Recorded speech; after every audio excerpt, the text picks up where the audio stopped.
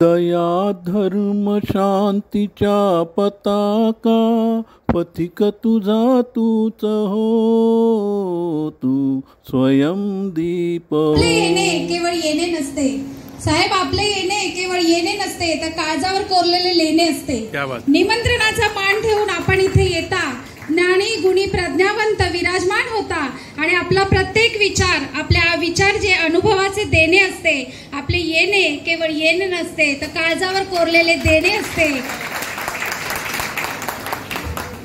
तथागत भगवान बुद्ध आणि विश्वरत्न बोधिसत्व डॉक्टर बाबासाहेब आंबेडकर यांच्या विचारांचा वारसा घेऊन ज्यांनी महिलांची स्वातंत्र्य कार्यकारिणी निर्माण केली, असे आमचे प्रेरणास्थान भारतीय बौद्ध महासभेचे कार्याध्यक्ष आदरणीय डॉक्टर भीमराव यशवंत आंबेडकर साहेब यांना विनंती करते की त्यांनी इथे यावे आणि आपले मार्गदर्शन करावे, कारण की जे आपण सर्वजण त्यांच्या मार्गदर्शनासाठी आतुरलो आहोत.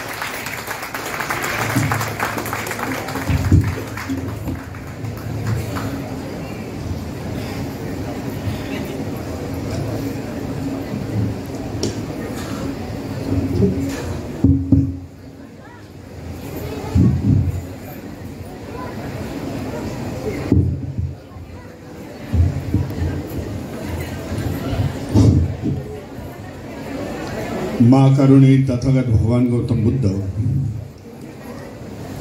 विश्वरत्न बोधिसत्व संविधानकार डॉक्टर बाबासाहेब आंबेडकर, ज्यांनी या देशामध्ये 2000 वर्षापूर्वी बौद्ध धर्माचा प्रचार आणि प्रसार केला पूर्ण आता आशियामध्ये, जगामध्ये, त्या सम्राट अशोकांना देखील विनम्र अभिवादन करतो.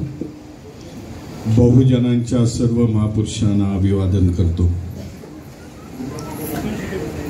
मंचकावरती, धम्ममंचकावरती उपस्थित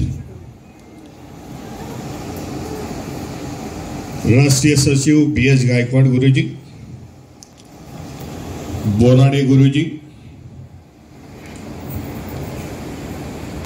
केंद्रीय महिला विभागाच्या उपप्रमुख रागिणीताई पवार, केंद्रीय महिला विभाग सचिव भारतीताई शिराळ, महाराष्ट्राच्या अध्यक्षा स्वातीताई शिंदे, ज्यांनी या कार्यक्रमांचं नियोजन केलंय त्यांना खरंच मी अभिनंदन करतो. अध्यक्ष जयंत लवाडे गुरुजी, जीवनजी वाडते, महिला अध्यक्षा शोभाताई कांबळे, विशेष सहकारी आहे ज्यांचा उल्लेख मला करावा लागेल ते डॉक्टर अनंत हर्षवर्धन, अध्यक्ष बुद्ध प्रतिष्ठान नवी मुंबई, अभिनंदन करतो. 2 वर्षापूर्वी हे भवन एका कार्यक्रमासाठी मी आलो होतो, परंतु आजचा लुक ह्याचा बदललेला दिसतोय संपूर्णतः. एक अतिशय नवी मुंबईमध्ये सुंदर वास्तू आपली झालेली आहे, आपली हक्काची वास्तू झालेली आहे. हर्षवर्धन आणि आपल्या संपूर्ण कार्यकारिणीला, बुद्ध प्रतिष्ठानच्या संपूर्ण ट्रस्टीला, कार्यकारिणीला मी अभिनंदन करेन. उत्तर अशीच प्रगती व्हावी. उपस्थित बंधू भगिनींनो, पुण्यामध्ये मला एक कार्यक्रम आहे 5 वाजता, भारतीय बौद्ध महासभेचाच कार्यक्रम आहे बालगंधर्वमध्ये, म्हणून संपूर्ण थोडक्यामध्ये आटपतो आणि पुण्याकडे प्रस्थान होतो. मी अभिनंदन करतोय 27व्या वर्धापन दिनाच्या नवी मुंबईच्या जिल्ह्याला. ते चांगल्या प्रकारे सुरुवात झालेली आहे. 15 ऑगस्ट रोजी मी ठाणे जिल्ह्याच्या वर्धापन दिनाला संबोधित करत होतो, तेव्हा ठाणे जिल्ह्याने मला सांगितलं आम्ही नंबर आहोत, कशेवरती आहोत. आज मी ऐकतोय नवी मुंबईमध्ये आम्ही स्टॅटिस्टिकली आम्ही लोक कशेवरती आहोत.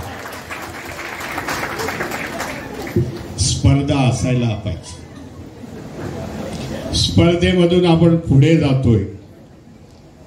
कार्यकारिणीमध्ये जिल्ह्यामध्ये असेल तर निश्चित धम्माचं काम हे शेवटच्या माणसापर्यंत जाईल. म्हणून आपल्या सगळ्यांचं मी अभिनंदन करेन. दोघांनाही पहिला नंबर देईल, ठाणे जिल्ह्याला आणि आपल्याला देखील देईल.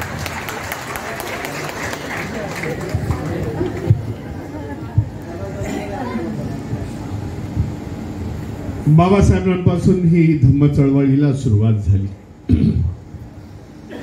नागपूरच्या दीक्षाभूमीवरून बाबासाहेब आपल्यामध्ये फार कमी दिवस राहिले आणि त्याच्यानंतर ही धुरा प्रत्येकाने आपली वाहून घेतलेली आहे. बाबासाहेबांचा महापरिनिर्वाण हे 52-53व्या दिवशी झालेलं आहे. धम्मक्रांती केल्यानंतर. परंतु भारतीय बौद्ध महासभेमध्ये नंतर आलेले भैयासाहेब आंबेडकर, आजच्या मीराताई, त्याच्यानंतर सर्व हे कार्यकारिणी घेतलेले प्रयास त्या काळामध्ये आणि धम्म चळवळ कुठेही कमी पडून दिलेली नाही ह्याचं आज समाधान. देशामधल्या इतर राज्यांमध्ये जेव्हा मी आज जात असतो तर भारतीय बौद्ध महासभा, ते लोक बुद्धिस्ट सोसायटी ऑफ इंडिया असा उल्लेख करतात. जेव्हा साऊथमध्ये जातो तेव्हा आपल्याला कन्व्हिनियन्ससाठी आपण भारतीय बौद्ध महासभा बोलतो, पण सगळीकडे आता बुद्धिस्ट सोसायटी ऑफ इंडिया म्हणायला सुरुवात झालेली आहे. आणि समाधान वाटतं की आज धम्माची चळवळ संपूर्ण देशामध्ये जोरात सुरू आहे. त्याच्यामध्ये संपूर्ण भारतीय बौद्ध महासभेचे अध्यक्ष असतील, कार्यकारिण्या असतील, जिल्हा, तालुका, शहर आणि महाराष्ट्रामध्ये एक प्रयोगशाळा, भारतीय बौद्ध महासभेची एक प्रयोगशाळा म्हणून बघितली जाते की महाराष्ट्र में क्या चल रहा है, महाराष्ट्रामध्ये कसं चाललेलं आहे. आणि जे महाराष्ट्रामध्ये आपण प्रयोग करतोय भारतीय बौद्ध महासभेच्या माध्यमातून, ही संघटना कशी वाढण्यासाठी नव्याने प्रयोग. आता बऱ्याचशा महिलांनी सांगितलं की महिला विभाग झाल्यामुळे चांगल्या प्रकारे गती आलेली आहे, महिलांना देखील समानतेचा संदेश गेलेला आहे. आज यूपी मध्ये पण देखील मी ही मध्यंतरी महिन्यापूर्वी मी यूपी मध्ये होतो. उत्तर प्रदेशामध्ये 5 दिवस असतं भारतीय बौद्ध महासभेच्या कार्यक्रमानिमित्त. तेव्हा त्यांना ही संकल्पना मी सांगितली तेथील महिलांना. परंतु आज यूपी मधल्या शहरामधल्या महिला जरा प्रगत झालेल्या धाडसाने पुढे येत आहेत, परंतु ग्रामीण भागामध्ये अजूनही चित्र नाही. पण येणाऱ्या काळामध्ये ते देखील चित्र बदलेल.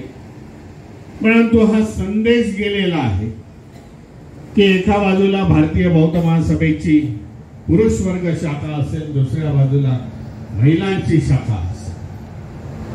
मेरठमध्ये मी बघितलं, उत्तर प्रदेशाच्या मेरठमध्ये तेथील शहर आहे चांगल्यापैकी, दिल्ली पासून खूप जवळ आहे, 75 किलोमीटर वरती. तेथे आपली भारतीय बौद्ध महासभेची महिलांची शाखा चांगली आणि कार्यरत शाखा आहे. अशा प्रकारे जे प्रयोगाचा आम्ही शब्दप्रयोग इथे वापरला, प्रयोग आपण नव्याने करतो की जेणेकरून जास्तीत जास्त लोक, जास्तीत जास्त आपले पदाधिकारी, लोकांना जास्तीत जास्त धम्मकार्य करण्याची संधी मिळावी असे आपण प्रयोग करतोय. महाराष्ट्रामध्ये आपण 2 जिल्हे केले, इतर राज्यामध्ये आपण 2 स्टेट केलेत. उत्तर प्रदेशमध्ये 4 स्टेट केलेले आहेत, मध्य प्रदेशामध्ये 2 आहेत, गुजरातमध्ये आपण 3 केलेले आहेत, आज 2 आहेत. येणाऱ्या 15 दिवसामध्ये 3रा देखील स्टेट होईल. लोकांची आज उत्सुकता, म्हणजे हा संदेश गेलेला आहे 65 वर्षाच्या काळामधून की आम्हाला धम्माचं काम करण्यासाठी संधी द्या. एक काळ देखील या समाजामध्ये असा होता की जो उठत होता तो राजकारणामध्ये जातो. काळ बदलला, समाजामध्ये धम्माचं परिवर्तन दिसतंय. कारण भारतीय बौद्ध महासभेच्या माध्यमातून, तुमच्या सगळ्यांच्या माध्यमातून तरुण वर्ग देखील आज बाहेर येतो. सांगतो आम्हाला धर्माचं काम करण्याची संधी. म्हणून पहिला प्रयोग मी कर्नाटकामध्ये केला. कर्नाटकामध्ये भारतीय बौद्ध महासभेची युथ विंगची सुरुवात, की आज कुठेच नाही, देशामध्ये कुठेच नाही. पण कर्नाटकामधले मला बँगलोर मध्ये एवढे युथ माझ्याकडे आले, शिकले, चांगले. काही जण तर IT कंपनीमध्ये कामाला आहेत, इंजिनियर्स आहेत, सॉफ्टवेअर इंजिनियर आहेत, हार्डवेअर आहेत. विचार केला की या युथना असंच जाऊन द्यायचं नाही, तर ह्यांच्यासाठी एक युथ विंग तुम्ही चलाव. आज कर्नाटकामध्ये युथ विंग चांगल्या प्रकारे काम करते. शनिवार रविवारी स्वतःच्या गाड्या आहेत त्यांच्या. प्रायव्हेट कंपन्यांमध्ये IT मध्ये चांगल्या प्रकारे काम करतायत. 5 जण तर त्यांच्या IT मध्ये स्वतःच्या शनिवार रविवारी गाड्या काढतात आणि संपूर्ण कर्नाटक तिलकास धुळून. म्हणून त्यांनी मला सांगितलं की येणाऱ्या 26 नोव्हेंबर संविधान दिवशी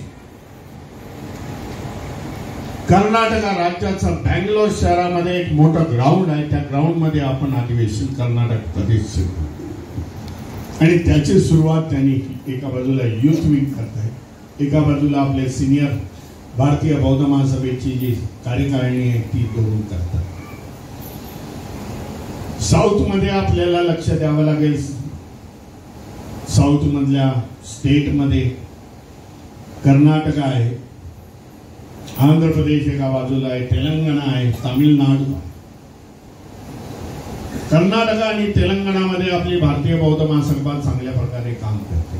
आंध्र प्रदेशमध्ये आणि तामिळनाडूमध्ये चेन्नईमध्ये आपल्याला जास्तीत जास्त काम वाढवण्याची गरज आहे. काही ठिकाणी आपल्याला लँग्वेजचा प्रॉब्लेम पडतो. एवढे ऑर्थोडॉक्स आहेत ते लोक की तामिळनाडूमध्ये हिंदी समजत असलं तरी ते हिंदी बोलत नाही. आपले कार्यकर्ते देखील एक तर त्यांच्या लोकल लँग्वेज मध्ये बोला, नाही तर तुम्ही संबोधन तुमचं करायचं असेल ते इंग्लिश मध्ये करायचं आणि त्याचं नंतर ट्रान्सलेशन. ह्या अडचणीवरती मात करण्यासाठी आपण तेथे देखील नवीन नवीन प्रयोग करत आहोत. तेथील कार्यक्रमामध्ये आपण केंद्रीय शिक्षक तयार करत आहोत. तेवढ्या महिला तिथे अजून पुढे येत नाही कर्नाटकात, तेलंगणामध्ये आणि तामिळनाडूमध्ये. अशा प्रकारे भारतीय बौद्ध महासभा धम्म वाढवण्याचा आपण काम करतो. देशामध्ये आज परिवर्तन कुठल्या धर्माचं होत असेल तर ह्या बौद्ध धर्माचं होत. कारण जास्तीत जास्त लोक OBC मधले असतील, शेड्यूल कास्ट शेड्यूल ट्राईब मधले असतील, ते आज बघतायत की आपण ह्या अंधश्रद्धा पाखंडवाद ह्या ज्या व्यवस्थेमध्ये आहोत त्या व्यवस्थेमधून आपण निघायला पाहिजे. आणि व्यवस्थेमधून जर निघायचं असेल तर बौद्ध धर्माशिवाय दुसरा मार्ग नाही.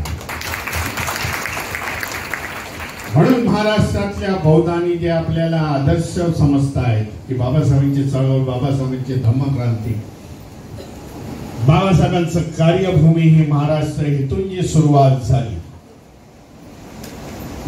ते बौद्ध कसे आहेत आणि आपल्याला त्याप्रमाणे बनायचं आहे हे त्यांचं उद्दिष्ट असतं. म्हणून मध्यंतरी RSSचे चीफ भागवत हे एकदा भाषण करत असताना, म्हणजे वर्षापूर्वीची गोष्ट आहे, त्यांनी त्यांच्या त्या कॅडर समोर भाषण करत असताना त्यांनी म्हटलेलं की आज जे काय देशामध्ये आज वातावरण चाललेलं, जे काय परिवर्तन होत आहे धम्माचं, आम्हाला मुस्लिमांपासून धोका नाही, तर आपल्याला धोका आहे तो बौद्धांचा. बौद्ध धम्म हा वाढतो आणि त्याच्यामुळे आपल्याला धोका आहे. आपले जे OBC आहे, आपले बांधव आहेत, जे शेड्यूल कास्ट आहेत, जे बाबासाहेबांच्या धम्मक्रांतीमध्ये जो समाज आला नाही तो समाजात बौद्ध धर्मांतरित होतोय ह्याचा धोका त्यांना देखील. आपल्यासाठी गौरवाची बात आहे. मी म्हणतोय 2000 वर्षापूर्वी सगळे बौद्ध होते, हा देश बौद्ध होता. आज तेच लोक मूळ धम्मामध्ये जात आहेत. आणि घर वापसी वगैरे जो शब्द प्रयोग ती लोकांनी वापरला होता, तो घर वापसी आज आपल्यासाठी महत्वाचा आहे. कारण उत्तर प्रदेशामध्ये बघितलं तर आज मोठ्या संख्येने आज उत्तर भारतीय जो ओबीसी आहे, जो साक्य आहे, मुनी आहे, सैनिक, कुशवा आहे, हे मोठे मोठे समूह आहेत त्या उत्तर प्रदेशामधले जे बौद्ध धर्मामध्ये आहेत. बरेचदा यादव, माजी मुख्यमंत्री अखिलेश यादव वगैरे त्या समाजाची लोक बौद्ध धर्म चांगल्या प्रकारे बौद्ध धर्मावरती असते लेक्चर देतात. युट्यूब वरती लक्ष्मण यादव जर मारलं तुम्ही, हा लक्ष्मण यादव हा प्रत्येक मोठ्या मोठ्या कार्यक्रमाला भारतीय बौद्ध महासभेच्या माझ्या बरोबर असतो. 23 सप्टेंबरला जो गुजरातमध्ये बरोड्याचा कार्यक्रम असतो, बाबासाहेबांना तिथून काढून टाकण्यात आलं होतं, त्या 3 वर्ष स्टेजवरती होतात. असे यादव कुटुंबीय देखील आज बौद्ध धर्मांतरित होत आहे. संख्या आज आपली वाढते, देशामध्ये तर वाढत असेल संख्या, ही बौद्धांची संख्या वाढत आहे. आणि जेव्हा एका बाजूला वाढत असते, एका बाजूला क्रांती, दुसऱ्या बाजूला प्रतिक्रांती, हा बाबासाहेबांनी जो संदेश सांगितलेला, धोका सांगितलेला आहे, संदेश म्हणणार नाही, हा जो धोका सांगितलेला आहे बाबासाहेबांनी, ही प्रतिक्रांतीची सुरुवात या देशामध्ये सुरू झाली. बाबासाहेब म्हणतात की जेव्हा क्रांतीला सुरुवात होते तेव्हा कुठेतरी प्रतिक्रांतीची देखील ठिणगी वाजत असते. बाबासाहेबांनी धम्माची क्रांती केली नागपूरच्या दीक्षाभूमीवरून, आणि बाबासाहेब म्हणतायत त्या दीक्षाभूमीच्या 5-10 किलोमीटर अंतरवरती रेशीमबाग मधून प्रतिक्रांतीला सुरुवात झाली. हे धम्म चळवळ पुन्हा एकदा दाबून टाकावं, बाबासाहेबांची क्रांती पुन्हा या देशातून नष्ट करावी, याच्यासाठी खूप मोठा समूह आज देशामध्ये काम करतो. हा देखील धोका आपण लक्षात घ्यायला पाहिजे. कारण बाबासाहेब, पुन्हा बाबासाहेबांना कोट करतो, बाबासाहेब म्हणतात भारताचा इतिहास दुसरा तिसरा काही नाही. एका बाजूला बुद्धिझम आहे आणि दुसऱ्या बाजूला वैदिक धर्म आहे. ह्यांचा जो कॉन्फ्लिक्ट झालेला, ह्यांचं जे वैचारिक वॉर झालेला, विचारांची लढाई झालेली, तोच या देशाचा खरा मोठा इतिहास. सम्राट अशोकाचं उदाहरण घ्या. 12 राजे मोर्य राजे होते या देशात की ज्यांनी राज्य केलं. देशाचा सुवर्ण काळ होता. ती प्रतिक्रांती झाली, बृहंद्रचा मर्डर झाला,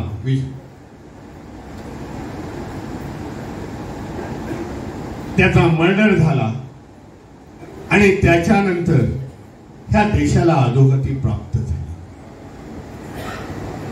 एकेकाळचा महासत्ताक आज ह्या देश पातळीवरती, आज ह्या पातळीवरती येऊन पोहोचलेला आहे. आज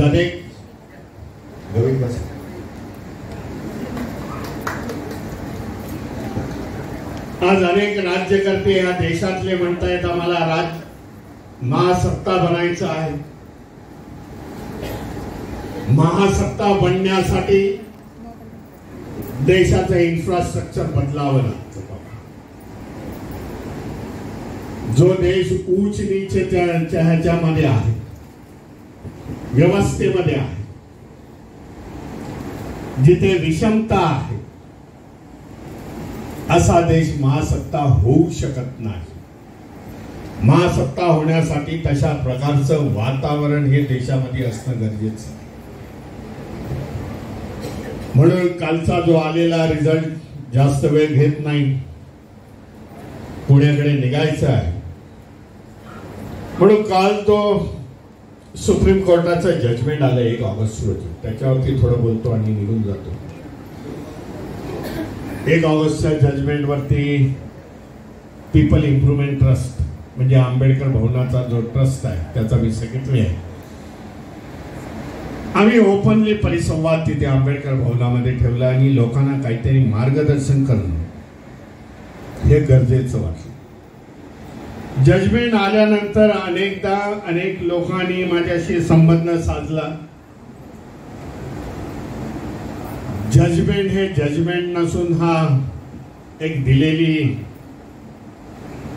ऑर्डर वगैरे अशी काही नाही, पण एक डिस्क्रिप्शन वाईज ऑर्डर आहे असं मला तरी वाटतं. हे सगळं पुन्हा आजच का घडतंय, ह्याच काळामध्ये का घडतंय ह्याचा सगळ्यांनी आज विचार करायला पाहिजे. जजमेंट 23ला फाईल होतं, 2023ला म्हणजे मागच्या वर्षी फाईल होतं.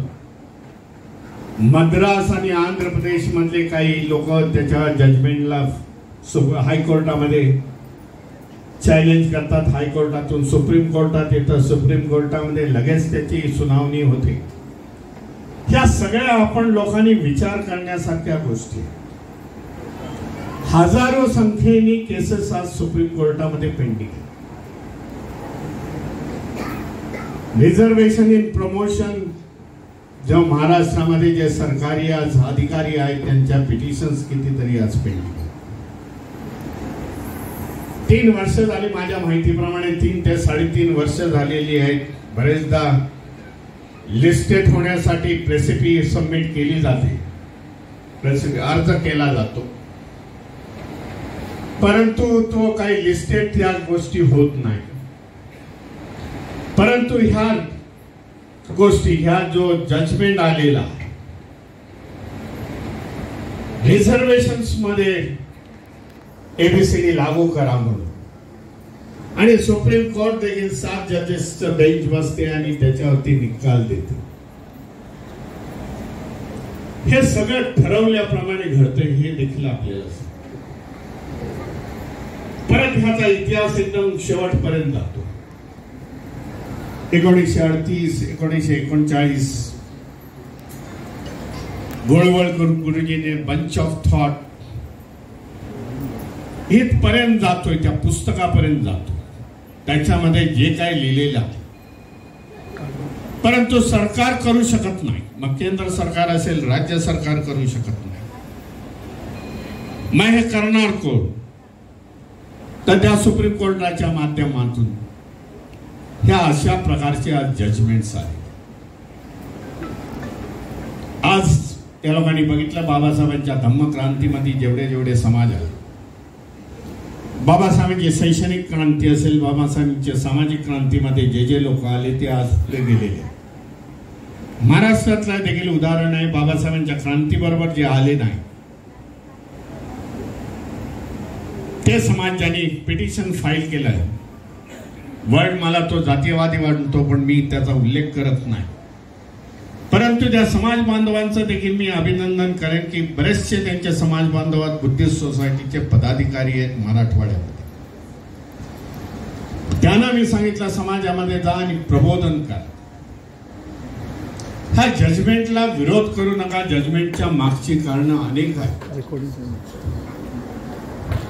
ह्या जजमेंटच्या माध्यमातून हा बेस घेऊन येणाऱ्या 20 वर्षामध्ये येथील रिझर्वेशन खतम करण्याचा हा डाव. क्रिमिलेअर लावण्याचा काही गोष्ट नव्हती. क्रिमिलेअरची कुठं पिटिशनच्या प्रेयर्स मध्ये नव्हतं क्रिमिलेअर, लेकिन सुप्रीम कोर्टाने क्रिमिलेअर लावलं. 21 तारखेला संपूर्ण उत्तर भारतामध्ये उद्रेक झाला आणि त्याच्यामुळे मला वाटतं काहीतरी पंतप्रधानांनी स्टे ऑर्डर दिलेली आहे. स्टे ऑर्डर होणार नाही तर सुप्रीम कोर्टाचं जर जजमेंट ओव्हररूल करायचं असेल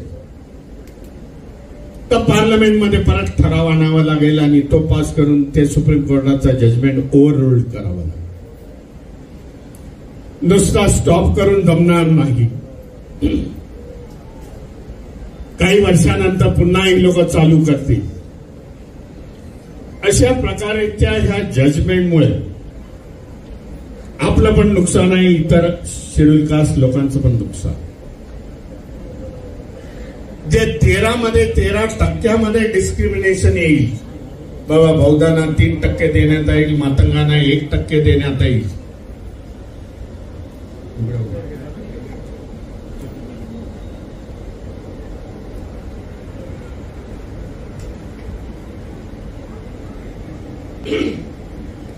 त्यातच मी उदाहरण सांगतो.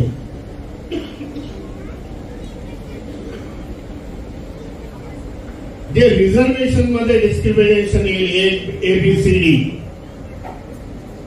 आणि जागा असतील कमी. बघा जागा जर 10 असतील तर 2% ती जागा येणार नाही, ती वेकेंट होईल. समजा ती मातंगाला आली 20 मधली जागा, त्या जागेवरती तेवढा क्वालिफाईड जर कॅन्डिडेट नसेल तर ती वेकेंट ठेवण्यात येईल. कायदा असा सांगतोय रूल्स की ती जागा वेकेंट ठेवण्यापेक्षा जनरल कॅटेगरीच्या माणसाला, म्हणजे तिथे आपलं रिझर्वेशन गेलं, बौद्धाचं पण गेलं, मातंगाचं पण गेलं. ती जनरल कॅटेगरीचा माणूस येऊन तिथे जागेवरती बसला, त्या अधिकारी पदावरती बसला.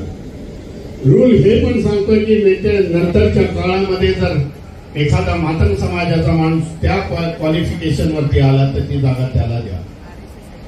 महाराष्ट्रामध्ये आतापर्यंत असं कधी घडलेलं नाही. महाराष्ट्रामध्ये काय, देशामध्ये असं कधी घडलेलं नाही. मध्यंतरी मी LICच्या कार्यक्रमाला जात होतो.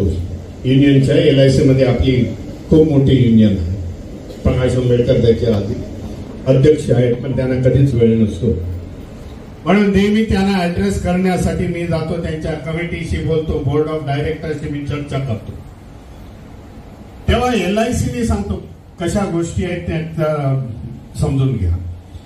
LICच्या पदाधिकाऱ्यांनी सांगितलं बोगस सर्टिफिकेट घेऊन भीमरावजी ही 15 लोकांची लिस्ट आहे, बोर्ड ऑफ डायरेक्टरला तुम्ही फायर करा. बोला ठीक आहे करतो. हे झाल्यानंतर त्याच्याशी मी चर्चा करतो तुमच्या समोर. 15 लिस्टेड अधिकारी आहेत जे उच्च अधिकारी LICचे, ज्यांनी बोगस सर्टिफिकेट वरती ती जागा घेतली. जे अधिकारी महाराष्ट्रातले नाही, कुठे आसाम मधून आलेले आहेत, काही साऊथ मधून आलेले आहेत, की ज्यांच्या नावावरून तुम्हाला कळणार नाही की हा शेड्यूल कास्ट आहे की हा कोण आहे. जनरली महाराष्ट्रातल्या माणसांना समजतं बाबा आपला आहे हा दुसऱ्याचा. त्या लोकांनी राईट टू इन्फॉर्मेशन मध्ये सगळी माहिती काढली, हा कोण आहे, हा जनरल कॅटेगरीचा माणूस आज आपल्या बसलेला.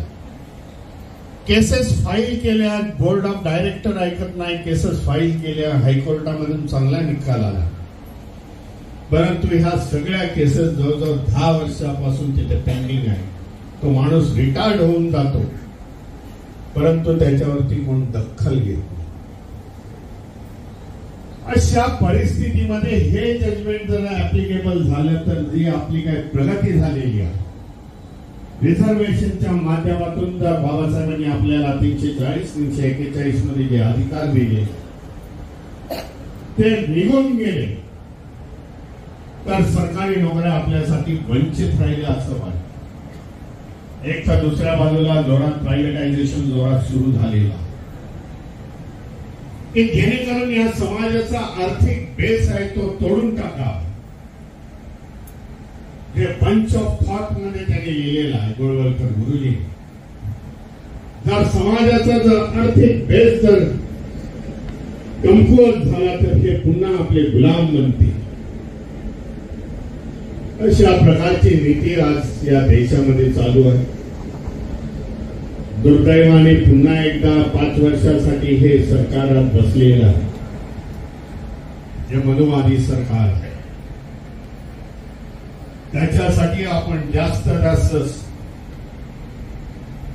सतर्क राहून पुढची वाटचाल आपली कशी व्हायला पाहिजे याच्याबद्दल आपल्याला जोर देणं, याच्याबद्दल विचार विनिमय करणं गरजेचं आहे.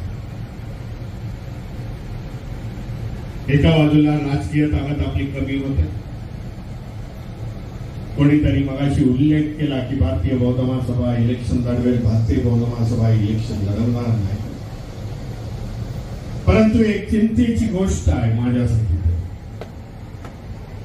हे भारतीय बौद्ध समाजाची धार्मिक आहे, सामाजिक आहे, सांस्कृतिक सगळ्याला न्याय देण्याचा प्रयत्न करते. कारण मातृसंघटना आणि मातृसंघटनेने ह्या सगळ्या बाबीचा विचार करायला पाहिजे असं मला वाटतं. मग ते राजकारण असलं तरी विचार करायला पाहिजे. पुन्हा एकदा भारतीय बौद्ध महासभा डायरेक्टली राजकारणात नाही, परंतु जे काही राजकारण आज महाराष्ट्रामध्ये चालू आहे त्याच्यासाठी यशप्राप्ती होण्यासाठी आपण जरा कटिबद्ध राहिलं पाहिजे. कारण बाबासाहेबांनी देखील राजकीय क्रांती या देशामध्ये या समाजामध्ये केली. अत्तदीप भव स्वयं दीप हो, अत्तदीप भव स्वयं दीप हो.